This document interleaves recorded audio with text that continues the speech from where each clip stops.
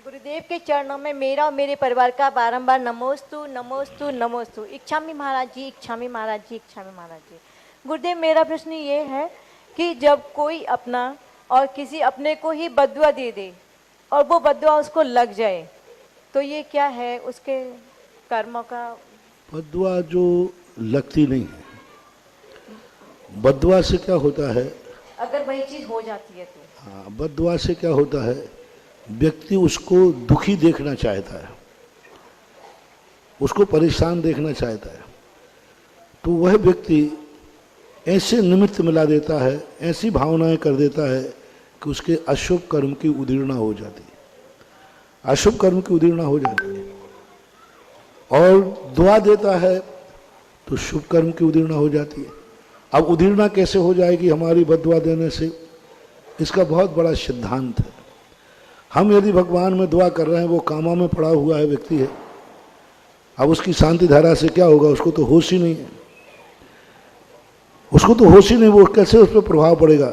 नहीं, ये दुआ जो दे रहा है ना, ये उससे दुखी है और इसने भगवान की भक्ति की है, और भगवान की भक्ति करने से कुछ का पुण्य बंध हुआ, और इसका पुण्य बंध कहता है तेरा दुख दूर होना चाहिए। और इसका दुख दूर कब होगा? जब उसका दुख दूर हो, क्योंकि वो उसके दुख से दुखी है। अब देखना कर्म ने कैसी गोटी मिलाई, सामने वाला व्यक्ति दुखी है और ये उससे दुखी है, और वो अभी भगवान की भक्ति नहीं कर रहा है, ये भगवान की शांति धारा कर रहा है। अब शांति धारा का पुण्य बंध किससे मिलेगा? जिसने शांति धारा की है। तो अब उसका दुख कब मिटेगा? अब शांति धारा दुख मिटाएगी। उसका दुख जब मिटेगा जब उसका दुख मिटे। तो इसका जो पुण्य है, इसका पुण्य इसको सुखी करने के लिए उसके सुख की उदीर्णा कर देगी और वो सुखी हो जाएगा, ये सुखी हो गया शांति। ये है लॉजिक।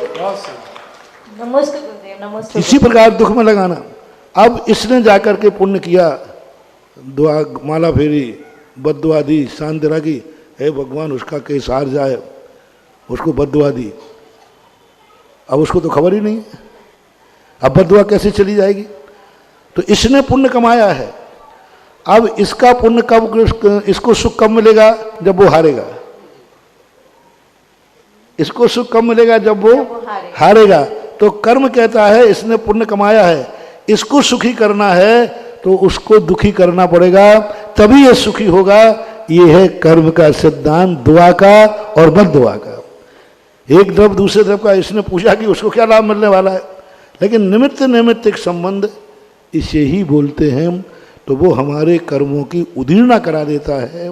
बद्दुआ देने वाला कराई उसने अपने की है, लेकिन उसने इतना पुण्य कमा लिया कि उसको सुखी करने के लिए इसको दुखी करना पड़ेगा। ऐसी बात हो जाती है। जैसे अभी चुनाव में है ना, अच्छे व्यक्ति को पीछे कर देंगे। अब जिसने डोनेशन दे दिया उसको टिकट मिल गया। अब इसके दुख की उदीर्णा किसने करा दी? उसके सुख की उदीर्णा। अब उसने पूर्व भाव में इतना बड़ा पुण्य किया था, इतना पुण्य किया था कि उसके पुण्य से उसके पास करोड़ रुपए आया कि वो उसने डोनेशन दे दिया। अब देखो उसके धन ने, देखना पूर्व भाव का दान, पूर्व भाव का पुण्य इसके पास आया धन के रूप में। अब ये धन कहता है तूने पुण्य किया था तो मैं तुम्हें सुखी करूंगा। तो सुखी कब करेगा? बोले तुझे टिकट दिलाऊंगा, उसको पीछे करूंगा, वो दुखी होगा, वो हारेगा, तू जीतेगा। ये पुण्य का परिणाम है। नमस्ते गुरुदेव, नमस्ते। ऐसा मान महाराज जी, इसमें एक पूरक प्रश्न मेरा भी अभी उठा। किसी ने हमें बद्दुआ दी, हमें तो मालूम नहीं है, फिर उसकी काट कैसे होगी? हमें सुखी है उसका पहले तो बद्दुआ प्रभावी कैसे होगी वो तो समझ गए ना जी बिल्कुल। क्योंकि मेरा पुण्य तेज है जी। और मैं सुखी कब होऊंगा? जब वो दुखी होगा। बिल्कुल। तो मुझे सुखी करने के लिए कर्म उसको दुखी करेगा जी।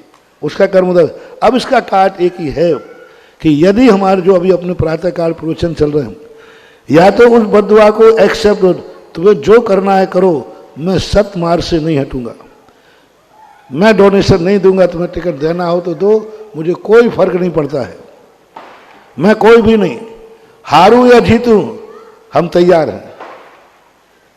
एक किताब लिखी है आपके उज्ज्वल जी ने, पाटनी ने, हारे या जीते हम तैयार हैं।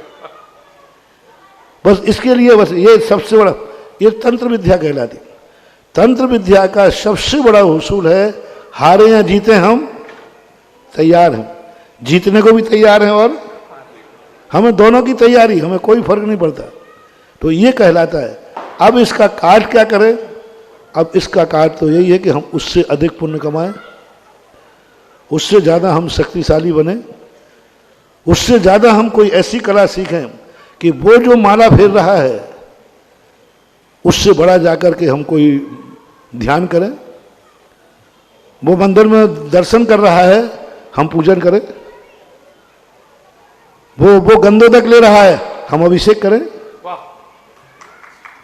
वो गंधोदक ले रहा है हम अभिषेक करें, वो मंदिर में दर्शन कर रहा है हम पूजा करें, वो महाराज को नमोस्तु कर रहा है हम महाराज को आहार दान दें, हम उससे बड़ा कार्य करें तो वो काट हो जाएगी।